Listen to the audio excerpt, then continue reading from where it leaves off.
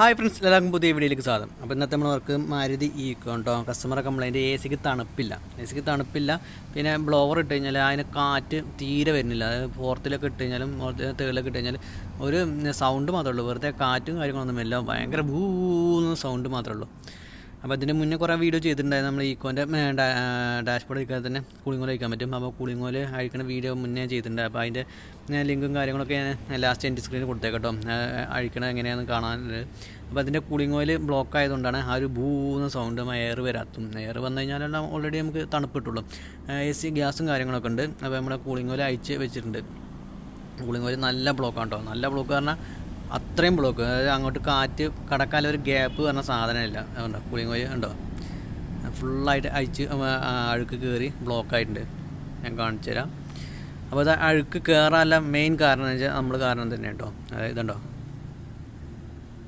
നല്ല അഴുക്ക്, ഒരു തരി ഗ്യാപ്പ് അപ്പുറത്തേക്കില്ല. അപ്പുറത്തേക്ക് എന്തെങ്കിലും ഗ്യാപ്പ് ഉണ്ടെങ്കിൽ നമ്മൾ ഇവിടുന്ന് എയർ വലിച്ചങ്ങോട്ട് സക്ക് ചെയ്യാൻ പറ്റുള്ളൂ.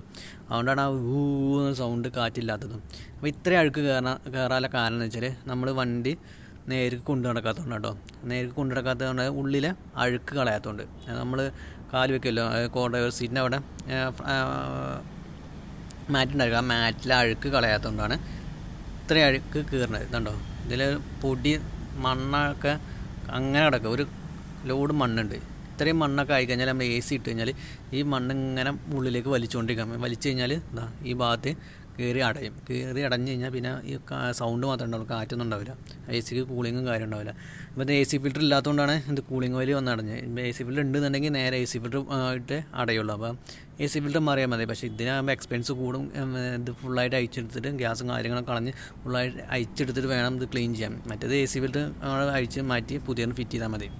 അപ്പോൾ എപ്പോഴും ശ്രദ്ധിക്കുക, വണ്ടി ഉപയോഗിക്കാൻ എപ്പോഴും ശ്രദ്ധിക്കുക. നമ്മളെ വണ്ടീൻ്റെ ഉള്ളിൽ എപ്പോഴും നീറ്റായി ഇരിക്കാൻ ശ്രദ്ധിക്കുക. നമ്മൾ വണ്ടി എടുക്കുന്ന സമയത്ത് ജസ്റ്റ് ആ മാറ്റൊന്ന് എടുത്ത് കുടഞ്ഞിട്ടാൽ മതി. അപ്പോൾ ആ ഒരു പൊടിയും പോവും.